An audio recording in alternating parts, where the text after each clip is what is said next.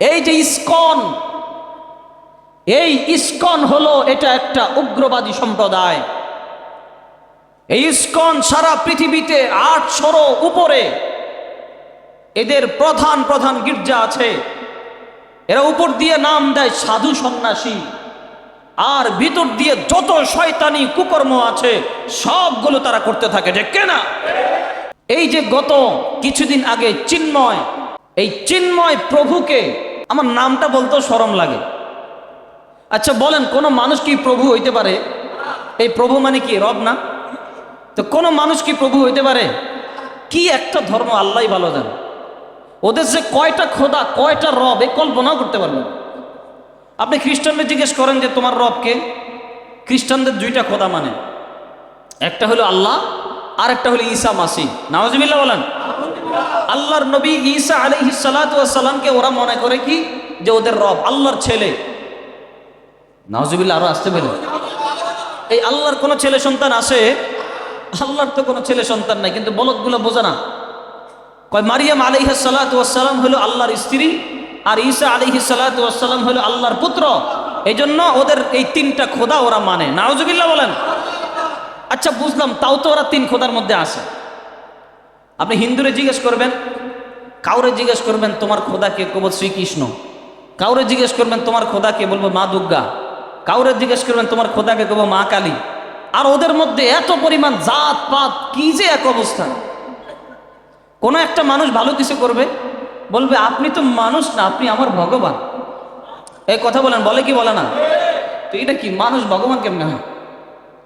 তো মানুষ ভগবান কেমনে হয়, এটাই তো আমার মাথায় ধরে না। আপনি তো মানুষ না, আপনি আমাদের জন্য ভগবান। তাহলে এই মানুষটারা যদি তুমি ভগবান বানায় দাও, তাহলে ভগবানের কাজ কি? মানে এরা যে কি বোঝে না তাই বোঝে না। 12 মাসে 13 পূজা, আর এদের খোদা আছে কয়েক লক্ষের উপরে বেশি। কোন একটা সুন্দর জিনিস দেখছে, কয় এটা আমাদের খোদা। তুলসী পাতা দেখছে, কয় এটা আমাদের খোদা। জিজ্ঞেস করলাম তুলসী পাতা খোদা কেমন হয়?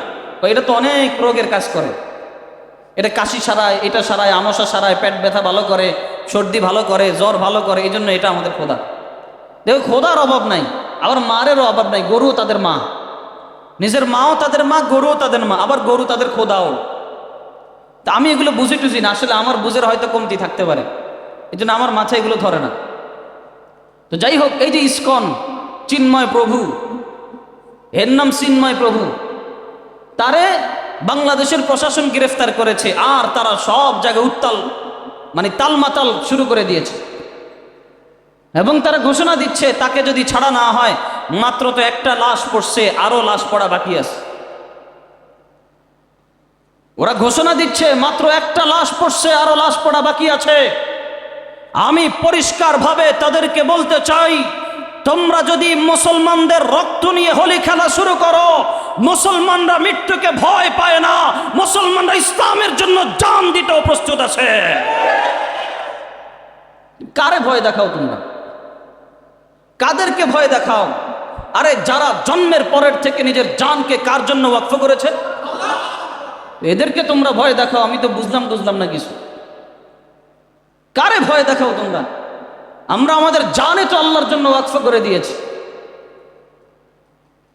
সেই জন্মের পরের থেকে, যেদিন থেকে বুঝ হয়েছে, বাবা মা পাঠিয়ে দিয়েছে দিন শিখার জন্য, সেদিন থেকে আমরা সংকল্প করেছি এই দিনটা যদি, এই জীবনটা যদি দেই, এই দিন কার জন্য, জীবন কার জন্য দিব? আমাদেরকে ভয় দেখায় তো লাভ নাই। মুসলমান বাঁচতে শহীদ, বাঁচতে গাজী, মরলে শহীদ। মুসলমান কখনো মারা যায় না, মুসলমানের কখনো মৃত্যু নাই। যতদিন বেঁচে থাকবে গাজী হয়ে বেঁচে থাকবে, গাজীর মর্যাদা পাবে। মুসলমান মারা যাবে, শাহাদাতের পেয়ালা পান করবে, আর জান্নাতের সবুজ পাখি হয়ে জান্নাতের অলিতে গলিতে ঘুরবে। ঠিক কিনা? এটাই তো মুসলমানদের স্বপ্ন। চিন্ময় প্রভুকে গ্রেফতার করেছে সারা দেশ উত্তাল, তাকে ছেড়ে দিতে হবে। অথচ চিন্ময় প্রভুকে তো এমনি এমনি গ্রেফতার করে নাই। সে এত পরিমাণ অপকর্ম করেছে বাংলাদেশের মধ্যে, যেটা আপনি কল্পনাও করতে পারবেন না। সে বিভিন্ন মন্দিরের ভিতরে মানুষরা তাদের সন্তানদেরকে দেয় এদের জন্য আগামী দিনের পুরোহিত হয়, এরা যেন হিন্দু সন্ন্যাসী হয়। এই ছোট ছোট বাচ্চাদের সাথে সে বলৎকার করে, সে খারাপ কাজ করে। এটা পুরো পত্রিকার রিপোর্ট আছে, কোনো বানিয়ে কথা বলছি না। একটা পর্যায়ে মানুষটা তার বিরুদ্ধে আন্দোলন করে, তাকে তার মন্দির থেকে পর্যন্ত বের করে দেয়। এবং গত কিছুদিন আগে অনলাইনের মধ্যে পুরা ভাইরাল, সে যৌন হয়রানি করে মেয়েদেরকে নিয়ে, মানসিক টর্চার পর্যন্ত সে করে, শারীরিক টর্চার করে। শুধু এতটুকুই না, বাংলাদেশের সার্বভৌমত্ব শান্তি নষ্ট করার জন্য সে হিন্দুদেরকে প্রতিনিয়ত উস্কাইতে থাকে। কই তোমরা তো ভালোই ছিলা, তোমরা তো ভালোই ছিলা, কই তোমাদেরকে তো কেউ কিচ্ছু বলে নাই, তোমরা তোমাদের ঘরে তো শান্তিতেই ছিলা। এই দেশটাকে উত্তাল করার কি মানে? তার মানে বর্তমান সরকারকে বেকায়দায় ফালানোর জন্য এটা গভীর এক ষড়যন্ত্র, ঠিক কিনা? আবার আমাদের হাসিনা বুবু মাশাআল্লাহ, উনি তো এখন বর্তমানে দাদার দেশে আছে। চিন্ময়কে কেন গ্রেফতার করা হলো, সেখান থেকে উনি প্রজ্ঞাপন জারি করে তার জাতি মুসলমানদের একজনকে শহীদ করে দেওয়া হলো, এটা নিয়ে তার কোনো কথা নাই। বোঝা যায় যদিও লেজ এখানে চলছে, মাথা কিন্তু দিল্লিতে রয়ে গেছে, ঠিক কিনা?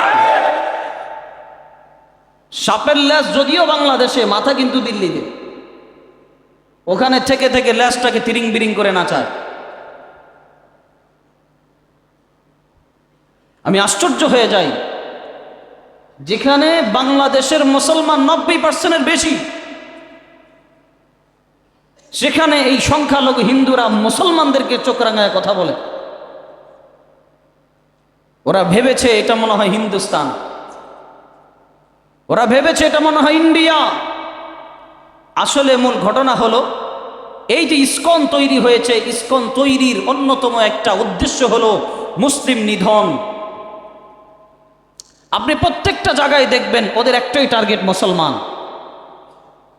এবং ওদের মধ্যে একটা দল এমন আছে যারা ছলে বলে কৌশলে মুসলিম মেয়েদের সাথে প্রেমের সম্পর্ক গড়ে তোলে।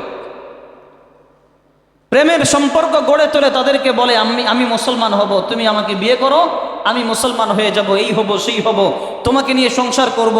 এভাবে পটিয়ে টটিয়ে যখন ইজ্জত নষ্ট করে আর গর্ভের মধ্যে যখন সন্তান দিয়ে দেয়, আস্তে করে তখন তারা পালিয়ে যায়। ওরা মুসলমান সন্তানদের পেটগুলিকে নষ্ট করতে চায়, ওরা মুসলমানদেরকে সমূলে ধ্বংস করতে চায়। কিন্তু ওরা ভুলে গেছে, ওরা ভেবেছে চতুর্দিকে গেরুয়া বাহিনী ওরা তৈরি করবে, দেশে দেশে ইসকনকে তারা ছড়িয়ে দিবে, ছড়িয়ে দিয়ে মুসলমানদের বিরুদ্ধে কঠিন এক বিপ্লব ওরা তৈরি করবে। ওরা ভুলে গেছে মুসলমান মুদ খায় না, মুসলমান গরুর গোশত খায়, ঠিক কিনা? আরে মুদ খাইলে তোমার কি আর শক্তি হবে মিয়া? তুমি তো পেশাব খাও, পেশাব তো এমনি না পাক। মানুষের শরীরের মধ্যে যেই ধরনের আবর্জনা ময়লা তৈরি হয়, এটা পেশাবের রাস্তা আর পায়খানা রাস্তা দিয়ে বের হয়। আর তুমি এটারে প্রসাদ মনে করে খাও, খানার মধ্যে দাও, তুমি তো এমনিই মরা মেয়া, তোমার ভিতরে আসেটা কি? আর মুসলমান সব গরুর গোশত খায়, দেখেন না এক একটা শরীরের কি অবস্থা। ওরা কঠিন এক নীল নকশা ওরা বাস্তবায়ন করতে চায়। আমি আবারও বলছি, হিন্দু আর ইসকন এক জিনিস না। যেমনি মুসলমান আর উগ্রবাদী মুসলমান এক জিনিস না, তেমনি হিন্দু এবং উগ্রবাদী হিন্দু তথা ইসকন এটা এক জিনিস না। ইসকন এটা উগ্রবাদী সম্প্রদায়, এটা হলো ধর্মার খা, এতে বিশ্বাসী, এবং ওরা চায় সারা পৃথিবীতে হিন্দুর রাজ কায়েম করবে। বলেন, আপনারা বলেন তো এটা কি সম্ভব? ওরা চাইলেও কি এটা পারবে? ওরা ভুলে গেছে, হ্যাঁ ওরা একটা যুদ্ধ পাকাইতে পারে, ওরা একটা গন্ডগোলের সূত্রপাত করতে পারে। পরিবেশ পরিস্থিতি সারা পৃথিবীর অবস্থা দেখলে দেখা যায় সমস্ত কাফেররা এক জাতি হয়ে যাচ্ছে, হিন্দু বৌদ্ধ খ্রিস্টান তারা ঐক্য পরিষদ নামে এক হচ্ছে, আর অপরদিকে মুসলমানরা রয়ে যাচ্ছে। মুসলমান ভয় পাওয়ার কারণ নাই, কারণ রাসূলুল্লাহ সাল্লাল্লাহু আলাইহি ওয়াসাল্লাম 1400 বছর আগে বলে গেছেন গজওয়াহিন আসবে, গজওয়াহিন আসবে, কাফেরদের বিরুদ্ধে যুদ্ধ হবে, আল্লাহ তাআলা সেই যুদ্ধে মুসলমানদেরকে বিজয় দান করবেন, ঠিক কিনা? ভয়ের কোনো কারণ নাই। তোমরা যদি ওই পথে হাঁটতে থাকো, আমরা মুসলমানরাও প্রস্তুত আছি, ঠিক কিনা? তোমরা আমাদেরকে আঘাত করবা, আর আমরা যদি তোমাদের আঘাতকে সরাইতে যাই, আমাদেরকে তোমরা উগ্রবাদী বলবা, এতটুকু মুসলমান বরদাস্ত করবে না, ঠিক কিনা? মুসলমান বাংলাদেশে আছো, এখনো সময় আছে, ভালোভাবে থাকো, এখনো সময় আছে, ভালোভাবে থাকো। আরে বাংলাদেশের মধ্যে তোমরা সামান্য কিছু চুনোপুঁটি, এত হাজারো লক্ষ মুসলমান, কোটি মুসলমান যদি পেশাব করে দেয়, এই পেশাবেই তো তোমরা ভেসে যাবে, ঠিক কিনা? কিসের এত বড়াই দেখাও তোমরা? কিসের বড়াই দেখাও তোমরা? মুসলমান হয়তো বিভিন্ন দলের হতে পারে, বিভিন্ন জাত পাতের হতে পারে, কিন্তু শিরিকের বিরুদ্ধে সমস্ত মুসলমানরা এক, ঠিক কিনা? শিরিকের বিরুদ্ধে মুসলমানরা এক থাকবেন তো ইনশাআল্লাহ? মুসলমান কোন শিরিককে সমর্থন করতে পারে? আল্লাহ তাআলা মৃত্যুর আগ পর্যন্ত ঈমান নিয়ে শিরিকের বিরুদ্ধে অটল থাকার তৌফিক দান করুক, বলেন আমিন।